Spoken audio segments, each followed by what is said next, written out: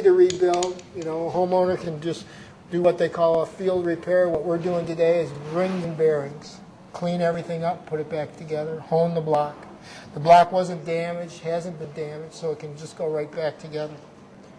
So we're going to take number 2 piston. Dot has got to be toward the front. I'm going to set it in here now. I'm going to put the first one in, but I'm going to need some people to help me put in the other ones. Now, we don't have a crankshaft in it. We're going to put in the pistons first, and then we're going to roll the crank into the rods and mains. So first tap, tap, get everything lined up. Tap around the side of the tool. Tap, tap, tap, tap, tap. You get down to a certain point, drive it home. There it goes. We'll put it about halfway down. So it's going to be about halfway. And here comes number 2, or number 1, excuse me. Dot forward into the hole. Tap, tap, make sure it's even around the top. Now it's squared down. Here it comes. In the hole. About the same location. Make it real level. There you go. Drive it up. There you go. Halfway. There we go. All right. So we got the pistons in the hole. That might be the longest thing we do here. Professional engine assembler now. Professional.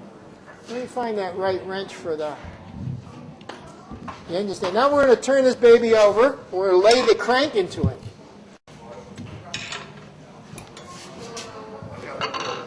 Right, okay. So here we go. Now we're upside down. Now this engine, as we talked about before, has what they call piston jet or piston oilers. And you can see it now in here where they're going to attach. These holes right here. So we're going to get those out.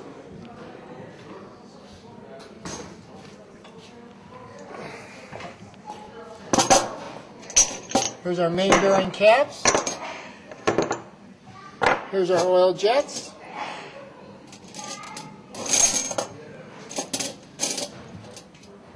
So we're going to have to put one of these in each place here. And see they're pinned in. And they face to the bottom. Yeah, copper top and bottom. And they face the bottom of the piston. So what they're doing is actually squirting their oil on the dome of the piston to cool it off. Turbo engines use that. That's why this was a turbo engine at one time. So that's what it has. And these are the oil jets. So it's actually like a little nozzle, like a squirter. So these plug into that galley. I talked about that big galley that these engines have. So they are directly in the galley. Now they've got a spring and a ball in each one of them, so they don't just run out and relieve the galley. Now, is this on both sides? Yep, just like that.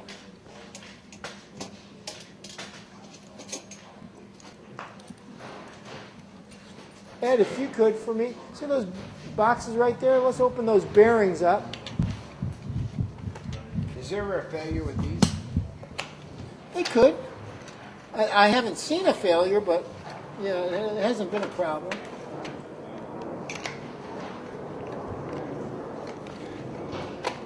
Take them off. Yeah, go ahead. And let's get you a little razor to open it up with. I think I've got a razor right over here. Ed, just a minute. Here you go. Got you a razor. Okay. Thank you. Now, so what we're going to do is screw down these oil jets. Let's find, here's a T-bar. I believe that's a 14 millimeter. So we'll tighten those down. Tight. Any specific torque? Feel it. Tight. Turn it. Tight. Tighter. That's it. Next one.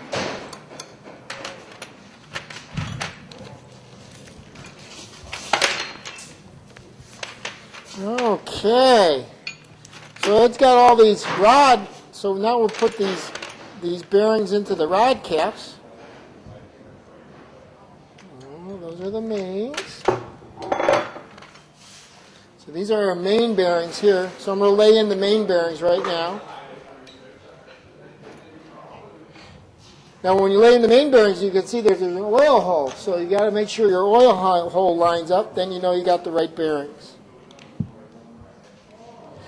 And tang to tang, set them right into place. What do you mean tag? Look, you see how there's a keeper. So that's so the bearing doesn't spin on itself. So you got to make sure you got the tang and the tang. What do you call it? Tag. I don't know. That's what I call it. So this is a 5-bolt, a 5-main 4-cylinder engine. Got 1, 2, 3, 4, 5. On the fourth one is the thrust bearing. You heard about the thrust bearing problem on these Miatas. One more little bag there. Go ahead and open that up. You heard about that, so we're going to actually put the thrust bearing in.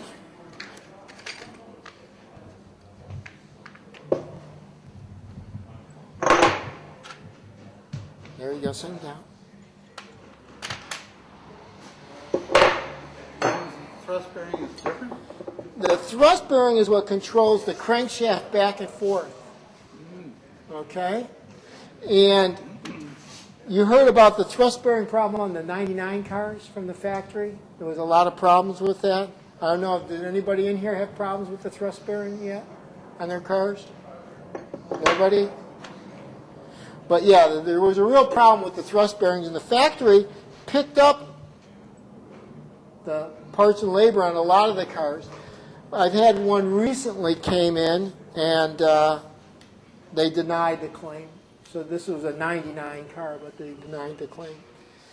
And when that happens, the crankshaft can move back and forth, so then the clutch doesn't work right, because you push on the clutch, and the whole engine, the whole crankshaft assembly is moving forward, and then the rods are trying to bend like this, so then the engine gets tightened up, and now the engine quits.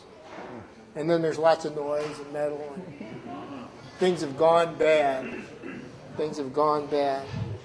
So now I'm going to put, we got all the main caps in there. I'm going to put the caps into the rods. Whoops. Come on. Then we're going to pull out that crankshaft and oil it up.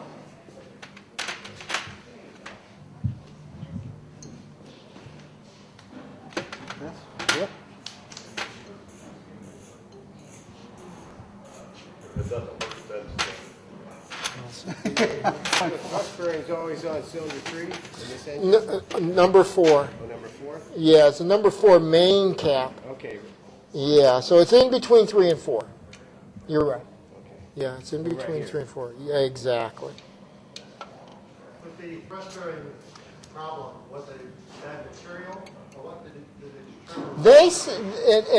And Mazda's not the only one to ever have this problem, but I don't know if you've seen inside the factory. I've never been in the factory myself. I've seen movies, videotape of the factory, and they might have 10 crankshafts being turned at once, all the line of machines with the crankshafts being finished, and one machine is out of tolerance. And it takes them hundreds of passes before clickers. Now here's what happens. Those clickers, you need to take them in and get them adjusted all the time. Calibrated. Never lies. Tells me the truth. So first what I'm going to do, you work from, always you torque, most things you torque from the center out. So I'm going to start here, and I'm going to make a pull of, let's say, 30 pounds, and I want to go to 45. So I'm going to go 30, 40, and then 45. So I'm just going to go 30, 30. So you set all the bolts at 30, I'm going to X these bolts, yeah. and then you go back. Tough. It's hard to break them loose, and once they break loose, then they're good. So tight, tight. Yeah, it's not bad. There it goes. So we're in good shape. She's turning over. Now we're going to bring it around. I'm going to bring out number 1. There's got to be side play in each rod. You've got to be able to move them. Number 4. Right? Not for expansion. The oil is going to come into the rod, and when it does, it has to escape. So that clearance on the side clearance of the rod lets the oil get out.